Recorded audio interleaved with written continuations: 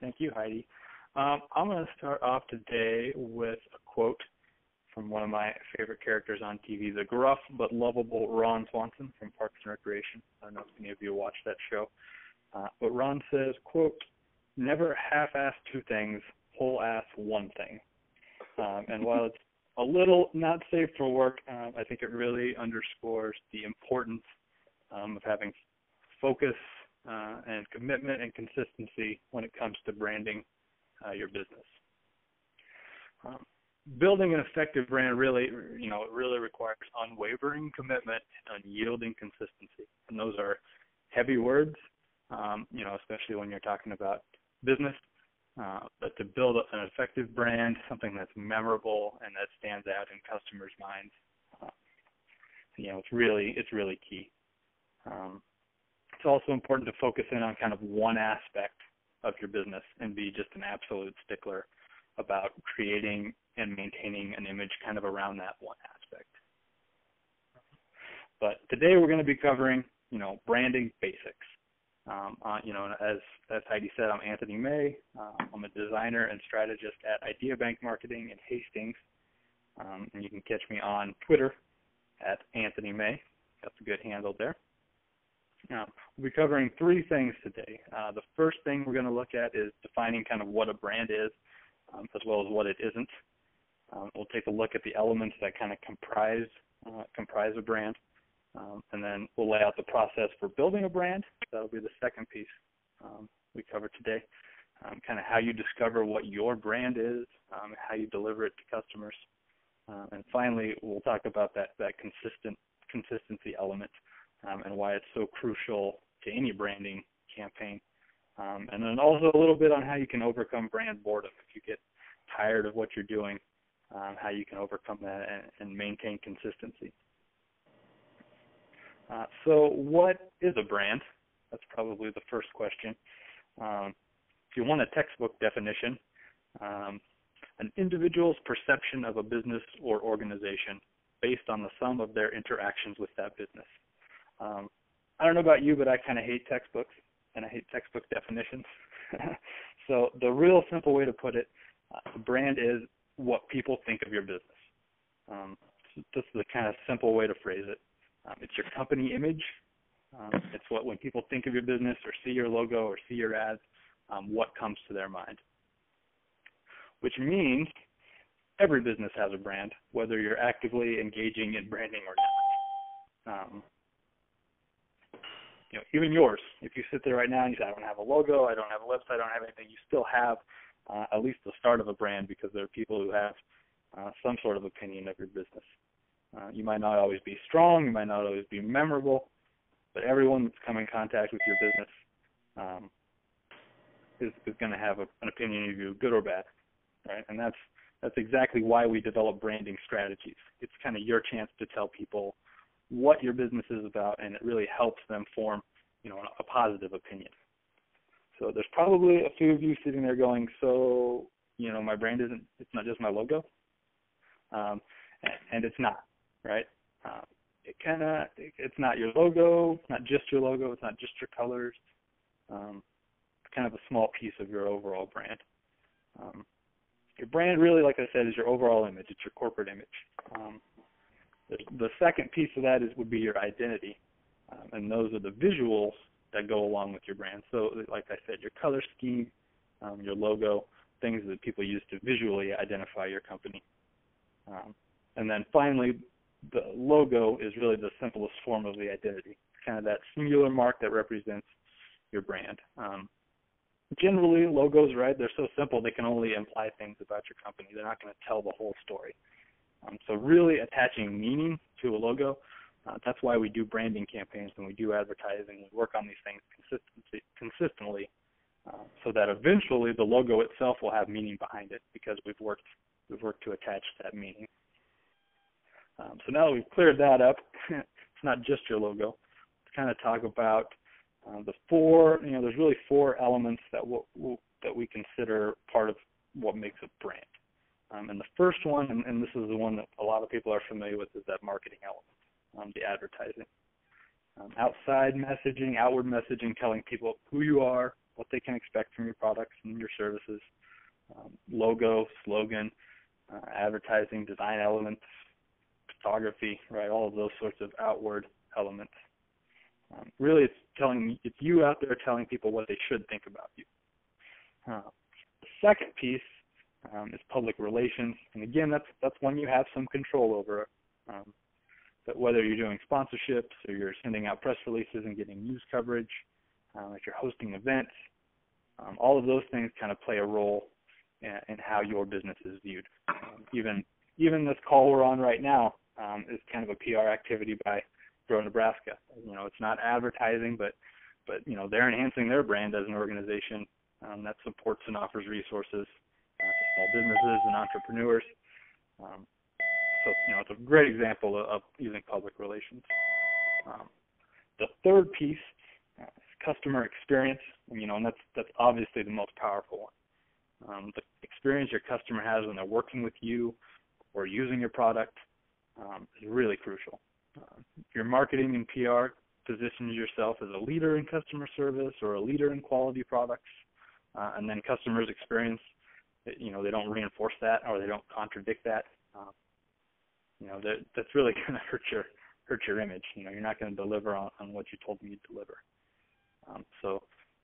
And you've probably heard about it, you've seen it. No amount of good marketing or PR can undo a bad customer experience. That's why it's such a crucial part of how people feel about your business.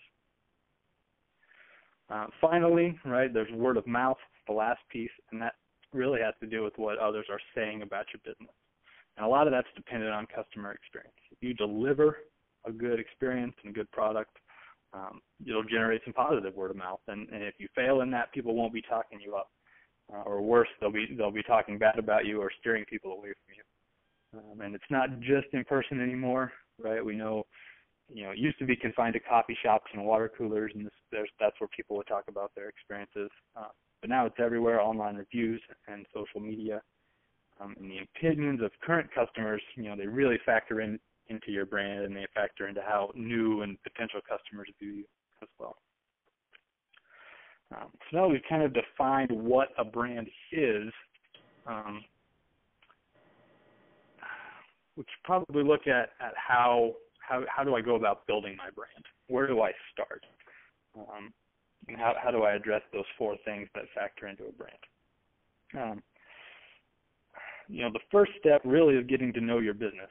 And a lot of people, they think they know, I know my business, I know what I'm about, but having some data, writing some things down, doing a Swot analysis, if you're all familiar with one of those, if you don't have one already, identifying your strengths and your weaknesses and the opportunities in the marketplace and threats to your business, and also doing those for competitors.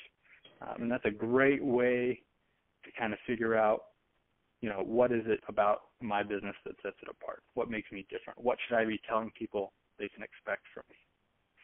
Another place to explore is longtime customers or even new customers or prospective customers, but seeing what they like about your business.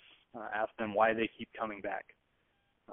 It's a great way to figure out, you've already got that brand out there. They already have an opinion of you. So let's figure out, why is it that they like me? Why is it that they chose me? Why is it that they keep coming back? So obviously there's something there, and if you can capture that feeling and convey it to new and potential customers, you're aiming for success.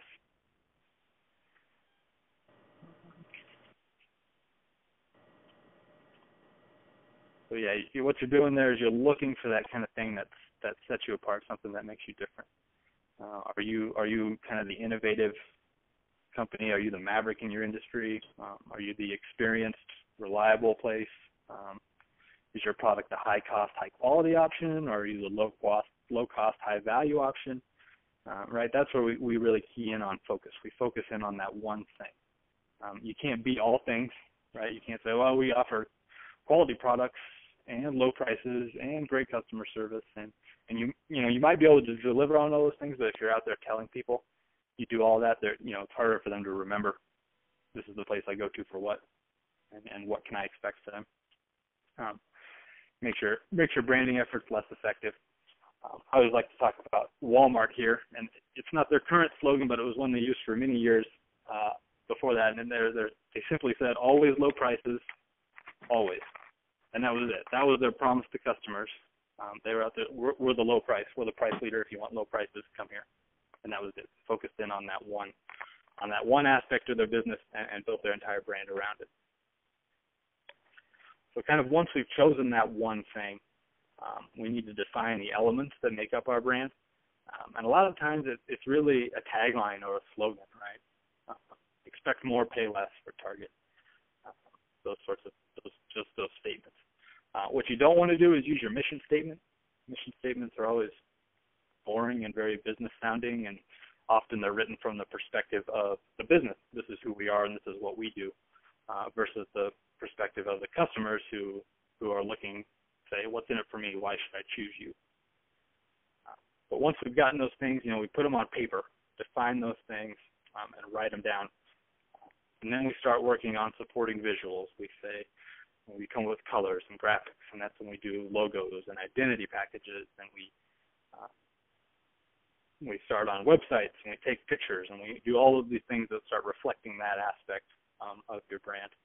Right? We ask, are you rustic and rural? Are you modern and technological? Are you sophisticated? Are you luxurious? Right? Those are the kinds of questions you need to ask, and then we create materials and write copy that reflects those attributes.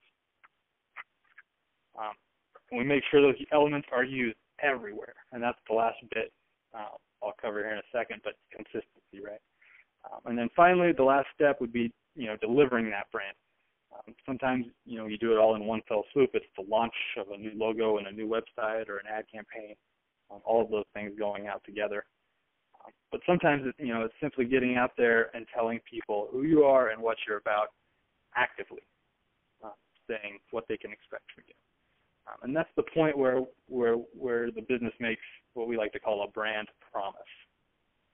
And a brand promise really is it's a promise to your customers. You're telling them, here's how you'll be treated, whether it's from the customer service standpoint or the quality of your product or the prices they can expect. It's a promise to them, and it's made through the marketing and the public relations, and then that promise is kept. Right? You deliver upon that promise through those customer experiences. A lot of times it'll take the form of the slogan. Think of, Allstate. You're in good hands with Allstate. That's it. We'll take care of you, right? Target, again, expect more, pay less, right? Quality products at a low price. That's what Target's saying with that slogan. If you deliver on that promise, right, something really kind of magical happens, and suddenly your business is as good as advertised. And, sadly anymore, that's a rarity. People are out there advertising and not following through. So when you can actually say, here's what you'll get when you come to us, and if you deliver upon that, you've made good on your word. People can trust you as a business. And that's really where you want to get to, right? That's the path to happy, loyal customers. And those customers are going to give you positive word of mouth too. They've really been pleased with what you've offered and what you provided. They're going to tell other people. And that's kind of how we fill out that full brand picture. The other thing I want to mention is, and I don't know, most of you are probably in smaller operations, but if you're in a bigger operation or a larger setting, getting everyone on board is really a key, getting buy-in. A lot of times you're going to be talking to these people, your key stakeholders, when you're doing your discovery phase, but making sure they're ready to deliver on that brand promise too, once the brand campaign begins. If you're going to put your brand everywhere, right? The way you answer your phones, what your salespeople wear, it's going to be in your email signature. So everyone from your leadership all the way down to the employees, they need to make sure that brand is carried out. There's the marketing and public relations that are out there, but there's also that customer experience. You've got people everywhere in your company interacting with customers, so you've got to make sure they know what your brand's about too. So, the last piece I want to discuss is that consistent element. And really, any branding campaign is poised to fail if it isn't used consistently. If you think about some of the biggest brands in the world, you think about Nike and the Nike swoosh, or the Apple logo, or the the Starbucks green goddess of the sea, or the golden arches of McDonald's, the red target of Target. Those marks are so, their logos are so memorable because they've used them consistently for years. You could see the logo and the colors and not the name and recognize the business. That's because they've spent time and they've consistently used that mark and attached meaning to it. So really, consistency is the key to building that strong brand. The best brands in the world, the most recognizable ones, simply their logos and designs, because they've spent years with that, again, that unwavering commitment and that unyielding consistency. So, as far as implementing that with your brand, you really want to keep, define that this is our slogan, this is our logo, these are our colors, and you use them everywhere. Literally everywhere, the exact same every time. It doesn't need to be fancy. It doesn't need to be consistent. Or it just needs to be consistent. Right? The biggest problem with that kind of consistency and that kind of commitment is you're probably going to get bored with your brand. You're going to get tired of looking at the same thing. If you see it every day, everywhere, if you get it on your coffee cup, in your business card, in your email signatures, and maybe even on the shirts you're wearing, you're gonna get tired of it. You're gonna want to see something new. And the biggest problem with that is that by the time you get tired of it, customers are just starting to recognize it. For every 100 times you see your logo or read your slogan, your average customer maybe sees it once, maybe if you're lucky, right? And that's, as an agency, that's one of the biggest issues we see, especially with smaller brands, is they pull the plug too early. They don't stick with a brand that's been developed. And that also underscores the importance of that discovery phase when you're figuring out who we are and what we're about. If you're going to stick with a brand for years or even decades, you need to find one that is truly reflective of your business. So let's say you've got a brand and you're bored with it. How do you mix it up without changing your brand and breaking that all the brand building you've been doing? Doing campaigns is a great place to start. You can use the same logo and colors and slogan, but you can try out maybe a new theme, different photography, adjusted layouts. It is possible to create new campaigns while staying true to your established brand. And if you don't want to go all out on a campaign, you can simply, refresh your templates. If you've got ad templates or a website or even your stationery, you can refresh those. If you use the same logo, colors, slogan, your brand will be maintained, but your look will be refreshed. And the last thing, especially as a creative person myself, I spend a lot of time stepping out of the office and working with others. Right? You can work with nonprofit groups on their campaigns. You can take on side projects or other creative hobbies. Whatever it takes to scratch that creative itch without changing your brand. Without saying, I need to redesign my logo, right? Because then you'll toss out all the time you spent getting people to recognize it. The last thing I want to say, and I won't bore you with a big sales pitch for advertising agencies, but branding is a service that agencies provide. We can help with discovery. We can help with Swot analysis. We can develop questions and conduct the interviews. I know sometimes it's tough for people to separate themselves from their business, and getting kind of an objective view can be eye-opening, especially if it's from an agency who's looking for key things, key differentiating factors. Obviously, design and copy are things that agencies do. We can write slogans, select colors, we can build identity packages, design logos. And then the final bit's that consistency. And if you can establish an ongoing relationship with an agency, you've got one place producing all your materials.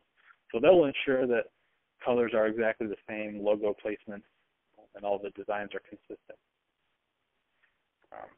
And we can also develop, we do template development for a lot of people, so we can do ad templates where you're just popping in your copy. We actually write graphic standards when we do identity designs for people. We say, here's how you use your logo. Here are your color codes, so we can match it with the printer. We make sure we can emphasize that consistency. That's it. That's all I've got. Perfect. Well, Anthony, I was going to say, I think we had some folks sending questions for you. Yeah. Would you be willing to read those and kind of address some of those issues? Yeah, let's see if I can pull those up quick.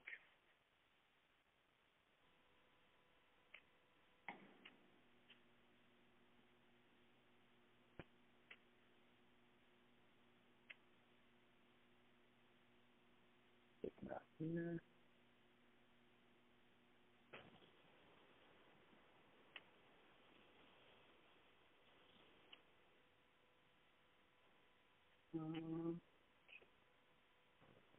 And while he's looking for those, does anybody on the call have any specific questions for Anthony? Yeah, if you send your question and you just want to ask it so everybody can get it on that, that'd be great too. I'm having a little trouble finding it here. This is Sandra, and I did send in the question. I've had a website. I've found it very hard to keep it up. I'm only selling the 3 books that I have written. I've got a new one coming out. And being so small, I'm finding what they want to do to continue my website and upgrade it again is too expensive. So they are directing me to the social media. Now, I have a Gmail account, and I understand you can build up a website with them. Is this still correct? Yeah, you can utilize a Google site or even a Google Plus profile or any other social media, Facebook, kind of as a template between or as a placeholder. You can't always get the full function of a website. It's not very good for search if people are out there searching for your business. It's much easier to find a regular website than to find a Facebook page. But yeah, those obviously are inexpensive options, and you can do quite a bit with them if you don't have a ton of product offerings or a ton of information you need to get out there. It's not a bad route to go. I do have a Facebook business account, but I've never done much with it. I just opened it. Do you have any suggestions on that? Yeah, I would say definitely start using it. It's a good place to establish, I didn't mention it much, but brand voice that sort of, get out there and tell people who you are and what you're about. It's especially great on social media because that's such a personal platform. So that could be you talking to your customers or potential customers about, here's why you should get this book, right? Mm-hmm. But Anthony, I have tried some of that, and the problem I've had with that is that all my friends know me, but they don't know my business. Mm-hmm. And so how to get them to focus on my books and not focus on me has been my challenge. Mm-hmm. It's social media is a good start. We tend to not direct people there. It's not the best place to find new people. Like you were saying, it's a place where people connect to people and companies they already know. We had a dentist one time ask us if he could get a Facebook page going so he could find a lot of new patients. My question to him was, would you ever go on Facebook and search for a dentist? I mean, you're gonna search Google, you're gonna ask your friends, you're gonna do other things. You're not using that as a tool to find a new product. From a networking standpoint, though, LinkedIn is really it's kind of a professional tool. It's professional networking, so business to business. If you were looking to if you had a product that was aimed at business customers, it might be a good place. Facebook advertising, it does have some costs, but it's not super expensive, and it's well targeted. That's one way you can use Facebook or social channels to find customers. They have really advanced tracking methods. So people on Facebook that put in their interests and they put in their age and a lot of their demographic information. So you can really effectively target ads to people who might be interested in your product at kind of a low cost. It's a low cost option. Carol, one other thing that I might suggest, when you're using social media, do you have a Google Plus page? Not really. Okay. That might be something to consider as well. That's one of the, because it's owned by Google, it's one of the few search engines that's highly searchable, or it's one of the few social media platforms that's highly searchable. So like your Google Plus pages, so long as you have the right keywords and you kind of build on that, those posts will be searchable online for new people to find you there. Okay. All right. And Anthony, I think we also had another question, again, more of a tactics question. I've got them here now. Is that, which one are you looking at? Got it. I was going to ask about the Yellow Pages one. Yeah. Yellow Pages is, to me, that's one of the great that's literally a generational divide. Like, you can just look at your target demographic and say if they're under 30 or under 35, they're not going to pick up the Yellow Pages. But if they're over 50, they're probably going to, there's a better chance they're picking up the Yellow Pages. So right there you can say, well, do I need to put my ad in the Yellow Pages? Yes or no. They've done a really good job, too, of increasing the amount of web presence you get with a Yellow Pages package. So you can kind of tackle both areas. You can buy your ad that's in the book, but then you also get a page or a profile on yp.com or whatever their site is now, which helps with search rankings, and it can just kind of help you find. I think there's probably some people out there that use the Yellow Pages, but they use the Yellow Pages online, and they search that directory for services. So it's still worth. I think it's still worth getting into, even if it's just for the online web presence. The question just said Yellow Pages advertising. So the print book, for a certain market, but some of the packages they offer can kind of help with your web presence too. Especially if you're a business that has a physical location, getting another reference to that, or if you're a local business where you're looking to get people from a certain geographic area to come visit you, having another page with your web address and your phone number on it is going to help them find you. Mm-hmm. And was there another question on that list? I see someone asked, how do I get my name out there and get people interested without being a nuisance?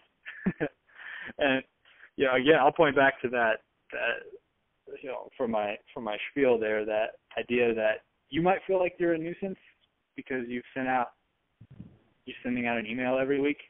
But if you think about how many emails the average person gets from all these different advertising sources, their actual exposures to you, are minimal. You feel, just psychologically, you feel you're more invested in your business and your company and your marketing, so you feel like you're seeing it all the time. But the average person on the other end, I don't know that they'll feel like a nuisance. The other thing, and it's something we preach a lot here, just advertising, really the best advertising is about getting the right message in front of the right people at just the right moment.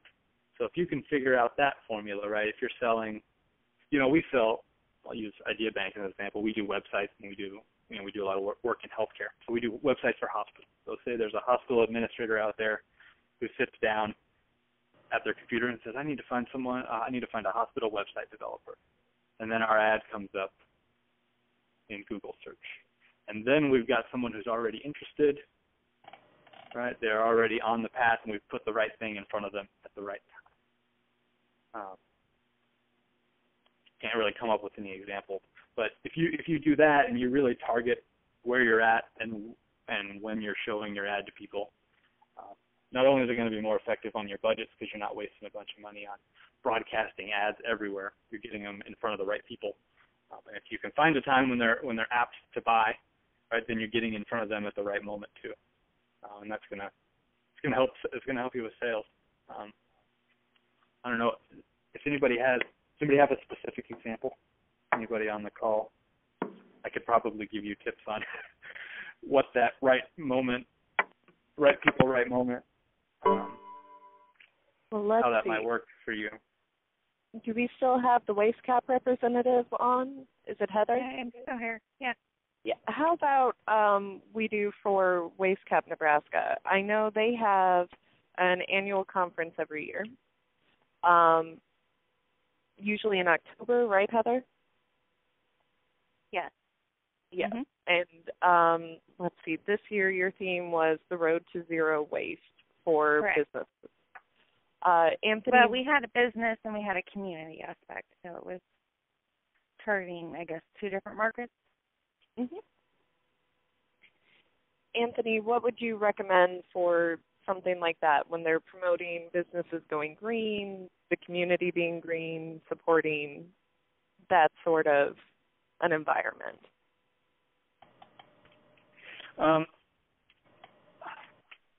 Yeah, I think that's kind of a place where you could look, if you want to look for the right people. I don't know if there's certain job titles that lend themselves more to that part. I know there's certain places have sustainability people and that sort of thing. Otherwise, owner operators. That's where we use something like a Facebook ad, and you can actually target those ads by job title. So if you know the job titles of people you might want to approach, you can send ads specifically to them. You can get a mailing list going, direct mail. If you have people who visited your conference before, we always call those repeat customers. We call them the low-hanging fruit. They obviously came once or twice before, so we can bring them back on board. Otherwise, figuring out where they might be, in other places. Could you attend conferences that these people might go to as a vendor or presenter? We went to conferences in Atlanta a few months ago that specifically zeroed on zero waste. Mm-hmm. Is there any industry you work in specifically? Manufacturing or healthcare or education? Is there any those types of businesses that use your service? Not well. I guess our biggest membership is service providers, so those are our recyclers, our haulers, that kind of aspect. As far as our membership at Waste Cap, obviously we're trying to outreach. We're working with 5 different communities in rural Nebraska, trying to implement some different ideas in them. And then we also have the business impact with the B assessments and B labs and the B corporations, which is something new. Yeah, we always, we do a lot of business to business or organization to business. So just being able to pinpoint, hey, we've got solutions for schools. To be able to say, and then you can find those people. You can find, administrators, or even if it's head of custodial staff or someone that might be directly impacted by that or could use your service. Then you can target them a lot more directly. Whether you grind out a mailing list, you go school by school, website by website, to figure out who the director is, and do a postcard or something like that. I guess I'm not really probably familiar enough with what you do to give really solid recommendations right now. I'd have to do, we'd have to sit down and have a discovery so I could learn kind of what you're about. But, just kind of thinking, for anybody thinking outside of that mainstream, broadcast ads or newspaper ads, that just let's just put it out there and maybe it'll find the right people, but really zeroing in on who are our top prospects, and where are they, and how can we put this message in front of them, most effectively.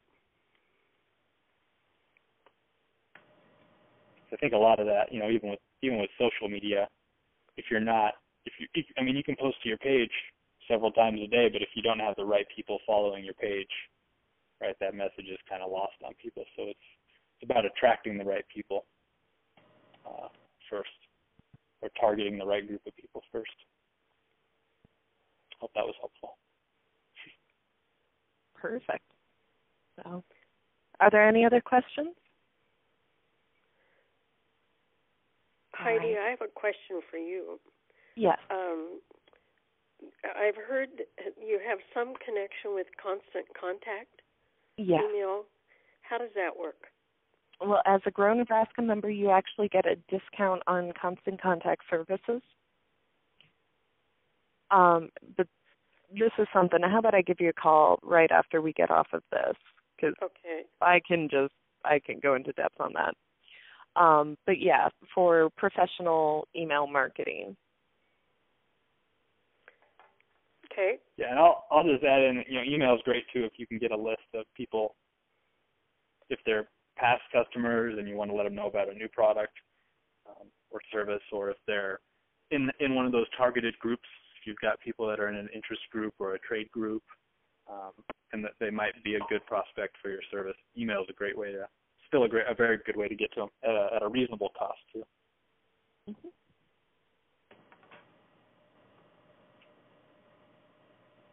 Anybody have anything else? All right. Well, Anthony, thank you so much for presenting today. And I am going to send everybody a recording of this presentation. So if you need to refresh your memory on anything, you will have it available. I'd also like to say a quick thank you. These trainings would not be possible without the support that we have from the Rural Enterprise Assistance Project, or REAP. And Anthony, is there anything else you would like to add? Nope. If you just want to connect with me, you can catch me on. You can email me directly if you want to ask me some more specific questions or anything. Otherwise, you can, if you're on Twitter, @AnthonyMay, you can follow me, and I'm on there all day while I'm at my desk working. So you can see things. I post helpful tips and articles, and I write things for our Idea Bank blog too that might be of interest to you too, that you can catch there. Anthony, that raises a question. Yeah. Why do you choose Twitter? I personally choose Twitter because it's really active for the design and marketing communities. I have a personal Facebook page, but it's, that's my friends and family and where I share pictures of my 2-year-old, I just find a lot more of the people that are in the same industry that I am congregate on Twitter. So that's why I'm there. Yep. Okay. And that might be something that's unique to the design and marketing and tech community, being on Twitter. Well, I was going to say, we do have, if you do have a Twitter account, the Grow Nebraska Twitter account often reposts articles pertaining to marketing for small business. So if any of you are interested, I would highly recommend following Grow on Twitter.